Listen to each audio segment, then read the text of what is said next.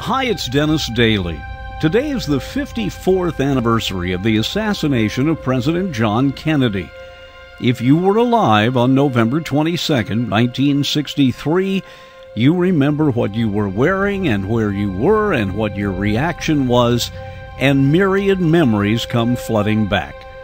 I've had a request to repeat a special report I did just before the 50th anniversary. Here it is. Hi, and thanks again, everybody. I came here to Dealey Plaza in Dallas to document a few things in advance of the 50th anniversary of President Kennedy's assassination. And what I saw here brought back some gut-wrenching memories. But I'm also seeing some things here I don't understand. Street people masquerading as tour guides, passing out, selling literature that calls all of this a hoax. The sidewalks aren't very well marked, and you get the impression that instead of preserving the memory of a tragedy, they're allowing people to create a circus here. And that circus has been created with hucksterism. Tourists still visit the grassy knoll, but you don't need a big sign shoved into the ground to tell us this is the grassy knoll. And notice when I was doing a stand-up, standing in the area Abraham Zapruder stood when he shot the Kennedy film, back behind me was a man with a loudspeaker, an easel, and a microphone. This guy was selling a book saying that a conspiracy killed Kennedy, and the tourists were eating it up. No, Dealey Plaza should look as it did in 1963. Notice the pavement. You see the X's? One of them shows where Kennedy was first hit by a bullet, and the other one shows where the limo was when he was hit by the second bullet. Those were painted there by hucksters. They're bogus. Dealey Plaza itself should look like this, remembering when the presidential limo went this way, turned left, and then tragedy struck at this point, when a man in the Texas School Book Depository window shot and killed John Fitzgerald Kennedy. But now, it's a circus here.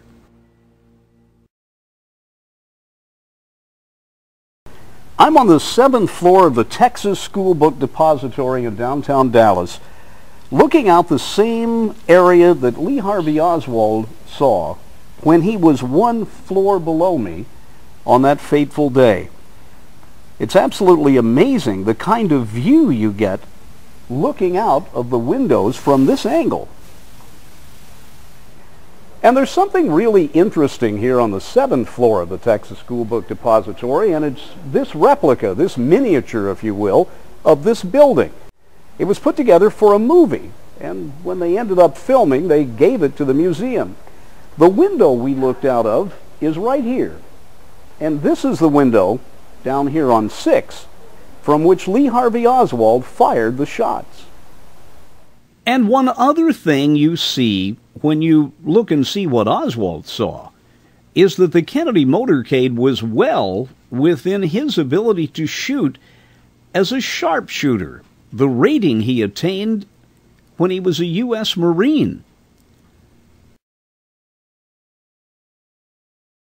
Here on the edge of Dealey Plaza in Dallas is this concrete wall.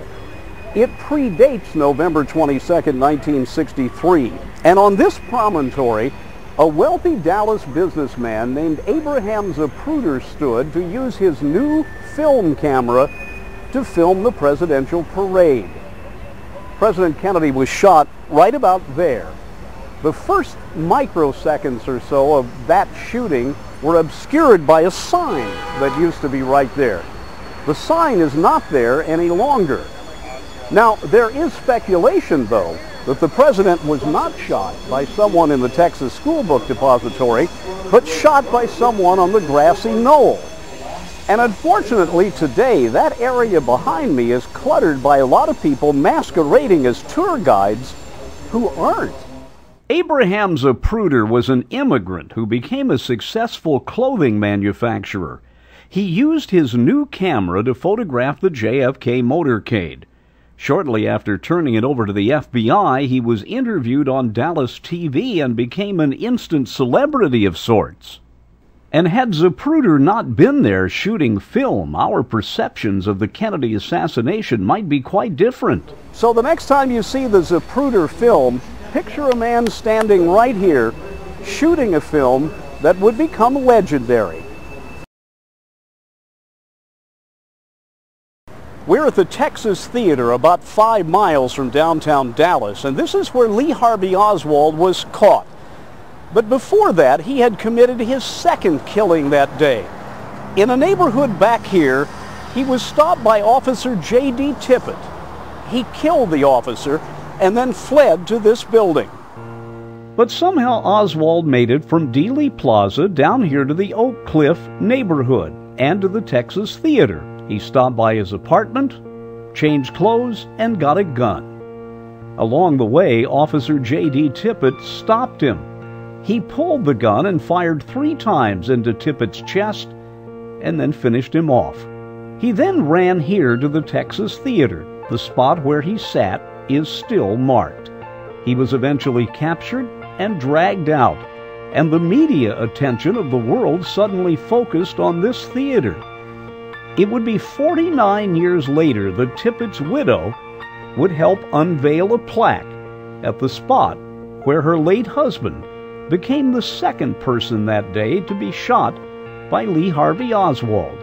And for many, J.D. Tippit has been forgotten in history.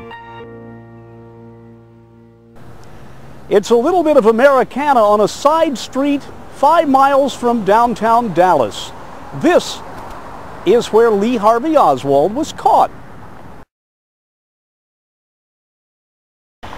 On November 22nd, 1963, there was a different sign here, but it was still the emergency section of Parkland Hospital, and the President of the United States was in there dying. And for part of that afternoon, this ER area was the focus of the world.